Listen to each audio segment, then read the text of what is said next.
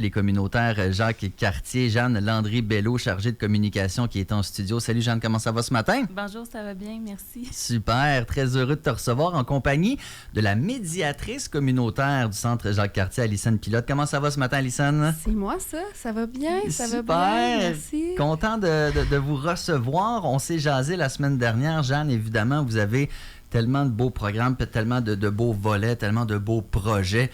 On aura la chance d'en reparler. Mais d'abord, Alison, toi, tu es médiatrice communautaire. Tu t'occupes un peu du côté vie communautaire associative. Mettons que je comprends pas ce que c'est. Ben, t'as le droit. T'as vraiment le droit. C'est quoi ça que tu fais, Alison? Ben oui, regarde-moi le matin, là, j'ai deux yeux vraiment toutes croches. Fait que j'aime ça, ma job, pour pouvoir venir vous voir aujourd'hui. Mais finalement, j'aime ça, inquiétez-vous pas. La vie associative et la vie communautaire. Fait que dans le fond, c'est pour la vie communautaire, c'est une programmation. C'est un espace où est-ce qu'on peut se rassembler ensemble pour expérimenter des choses, pour essayer collectivement de réfléchir, de s'aimer, de jouer, de chanter, de tellement faire de choses, en fait. Puis de comment on peut organiser tout cet espace-là, de c'est quoi qu'on a envie de vivre dans ce magnifique centre Jacques Cartier-là, bien, on a besoin que ça soit démocratique. Fait que c'est la vie associative qui s'occupe de cela, de réfléchir ensemble, dans le fond. On parlait des... C'est quoi? C'est les jeunes de 16 à 35. Quand on parle, justement, Alison, de réfléchir ensemble et autres, est-ce que tu sens qu'ils ont des initiatives, des idées, puis de la spontanéité, ou est-ce que vous sentez qu'il faut toujours pousser pas mal fort pour que ça commence, tu sais? Bien, je crois que ça part d'une déconstruction pour tout le monde. J'ai l'impression que dans notre société ou dans certains systèmes plus dominants, on se fait pas demander de réfléchir puis de prendre des décisions, puis on se demande souvent de suivre quelque chose de très institutionnalisé, justement, de un plan de 1 à 5, c'est ça que tu dois faire, c'est ça ton mandat. Fait que de te demander de prendre des initiatives puis d'être toi-même, c'est quand même, ça prend du guts. Puis le monde a ça en eux, je pense, peu importe c'est qui, ça a juste besoin d'être accompagné puis de te faire sentir que dans un espace prompt à ça puis que tu as le droit de faire ça. Puis que ce soit déclenché. C'est vrai qu'on s'en rend compte chez les jeunes en général, et même plus jeunes que la clientèle que vous visez, on dirait qu'ils sont plus capables de trouver par eux-mêmes quoi faire. Les jeunes de nos jours, si tu leur dis pas « fais ci, fais ça, il y a ci, il y a ça », ils gardent autour d'eux, ils savent pas quoi faire parce qu'ils sont tellement habitués effectivement de se faire dire quoi faire, d'être encadrés, etc. Donc, cet aspect vie communautaire et associative, ça sert à ça. As-tu 2-3 exemples de projets ou peut-être d'initiatives qui ont découlé de ça puis qui ont déclenché de quoi de positif chez les jeunes? Bien, ça arrive à chaque jour, là, en fait. Je t'avoue que moi, ça fait 3 ans cette année que je vais être au Centre Jacques Cartier, puis les jeunes en ont là, des idées, puis des passions, puis des désirs, puis aussi la vie communautaire. Oui, notre clientèle est 16 à 35 ans, mais on a vraiment comme la communauté environnante. Toute personne est le bienvenu à venir participer aux activités, mais ceux qui font les activités par et pour dans la vie communautaire, c'est ça va être plus les jeunes de 16 à 35 ans-ish. Et ça en découle, regarde, des festivals, par exemple, Festival Émergence de musique, ça en découle des transfos collectifs où est-ce qu'on transforme la nourriture pour la résilience alimentaire. Ça en découle des collectifs qui naissent au centre où est-ce qu'ils veulent vraiment avoir un pouvoir dans leur société puis de réfléchir à notre bien-être et à la cohabitation. Le monde a et les jeunes ont des choses à dire, là, vraiment. C'est juste qu'il faut quand même être invité à ça. Puis ça en fait partie, je pense, une des espaces marginal alternatifs, le Centre Jacques Cartier, pour pouvoir faire ça. Moi, je suis là ce matin pour parler de cas précis. Moi, je pense que c'est mon moment. Je le sens, le 24 septembre. Le 24 septembre, pas chose. Mercredi de 5 à 7, un bon petit 5 à 7, où est-ce qu'on va manger des petits tapas en réfléchissant à notre souper communautaire. Le souper communautaire, ça fait, Colin, 30 ans facile. Je sais même pas ça fait combien de temps. Plus vieux que moi. Plus vieux que moi. Que ça existe grâce à, par exemple, c'est vraiment important de le nommer, Chantal, une ancienne locataire qui habitait au centre et qui a fait naître ça par plein de gens aussi qui se sont associés à l'événement. C'est, tu viens sur place, tu contribues à ce que l'événement ait lieu par la cuisine, par placer la salle, par servir la nourriture. Avec Moisson Québec, on fait de la nourriture collectivement et on se nourrit collectivement. exclusivement à cet événement-là. On réfléchit à, Colin, dans le fond, l'abondance, ça existe peut-être quand on a des bons paradigmes pour se nourrir. Solidarité. Ouais, une meilleure c'est ça. répartition aussi. Là. Oui, je veux dire, c'est un peu ça le message. La répartition est un énorme problème dans notre alimentation. Puis, fait que, ouais, on soupe en famille, Colin, famille collective, communautaire. C'est vraiment un événement qui est super aimé par la communauté. Puis, ben, ça n'appartient pas au centre Jean-Cartier. Ça appartient aux gens.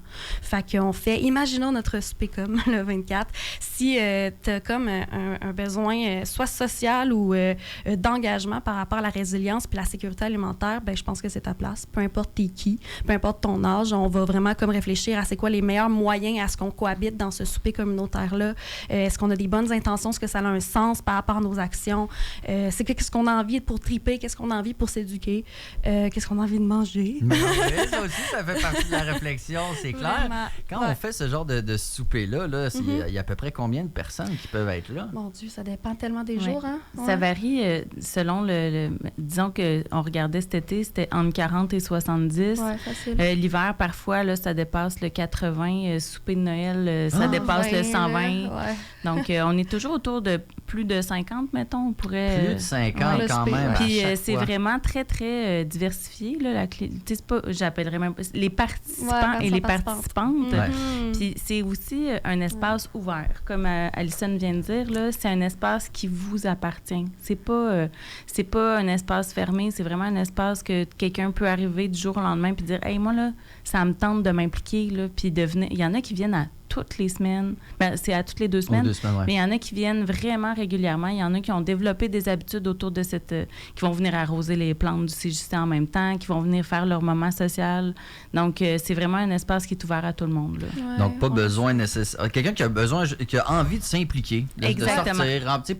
Pas parce qu'on a des besoins particuliers, sauf le besoin d'aider. Ça, c'est un besoin qui est fondamental chez plusieurs personnes. Donc là, la porte est ouverte aussi. D'échanger, de créer, d'expérimenter. Vraiment, tu sais, on pense souvent que le communautaire, c'est juste pour des personnes dans le besoin, puis on se fait vraiment une idée très serrée de c'est quoi des personnes dans le besoin. Non, sérieusement, j'ai pas une personne qui se ressemble. Fait que tout le monde est sincèrement le bienvenu, puis est assez surpris à chaque fois qu'il vient l'expérimenter. Le lien social de la nourriture est prêt pour toi. Bien, ça fonctionne tellement bien. Quand j'étais dans d'autres régions, puis qu'on voulait célébrer, par exemple, les nouveaux arrivants, c'est toujours la bouffe. Ben oui, ça rassemble, tu sais. C'est bon, puis c'est le fun, puis on apprend à se connaître, puis etc. Ouais, donc, c'est vraiment un prétexte pour échanger culturellement aussi. Là. Ne serait-ce qu'à l'intérieur même de notre culture québécoise, les gens n'ont pas la même culture alimentaire. Donc, de partager des éléments de culture alimentaire. Tu sais, si tu tripes vegan puis que tu as envie de t'impliquer vegan, ben il y a de la place pour les véganes, il y a de la place pour les pas véganes. Tu sais, il n'y a pas de... La culture diffère. La tourtière, c'est pas du pâté à viande. C'est important. Pas là-dessus, on va. Et puis tout, là. Je fais des blagues. Donc, on comprend que toutes les raisons sont bonnes pour aller faire son tour, s'impliquer au centre résidentiel et communautaire Jacques-Cartier.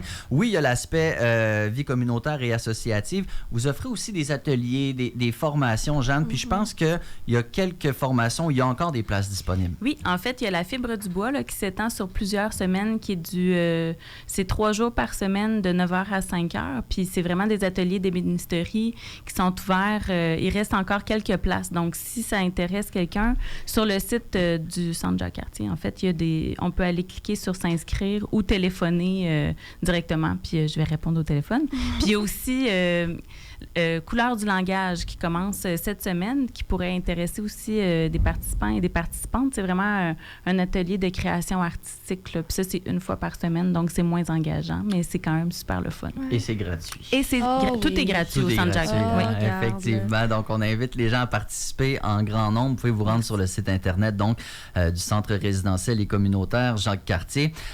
En terminant, je trouve ça intéressant ce que tu as dit, Alison, concernant l'image qu'on se fait du communautaire en général, des gens qui ont recours au communautaire également. Et moi, quand on parle du quartier Saint-Roch et des vagues que le quartier vit et autres, moi, j'ai espoir que la prochaine vague en soit une communautaire. Est-ce que...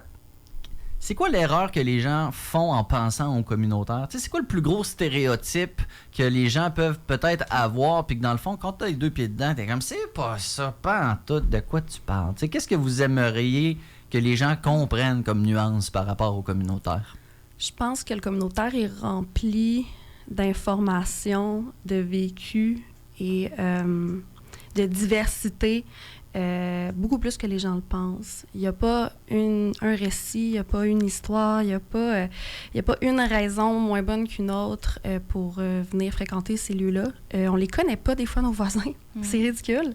On les connaît pas des fois, nos désirs, nos propres désirs. Je pense que le communautaire, c'est ça. C'est un peu la continuité de ce qu'on parlait tout à l'heure. Faut arrêter de s'imaginer un portrait d'une sorte de personne, puis parce que j'en fais pas partie, ben je vais pas aller dans le communautaire. Premièrement, les personnes, soit en situation d'itinérance ou en souffrance, ne se ressemblent pas tous. Non. Et deux, toi aussi, peut-être que tu aimerais ça être en lien. Fait que moi, le communautaire, ce serait le mot lien.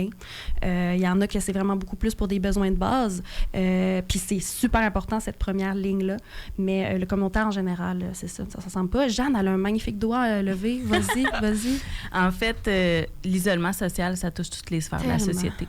Puis le communautaire, c'est la façon pour s'en sortir. Puis le centre Jacques-Cartier, c'est la place pour se sortir d'un isolement. C'est tellement bien dit, c'est tellement bien dit. Et c'est sur ça que je vous remercie, Jeanne Landry-Bello, Alison Pilote, toutes deux du Centre résidentiel et communautaire Jacques-Cartier. Bravo pour ce que vous faites, vous, toute votre équipe. Puis on se reparle très bientôt pour une prochaine chronique. Oui. Bonne journée, bye-bye. 8h25. En direct de Plywood City, c'est Québec Hip. 8h25, donc sur les ondes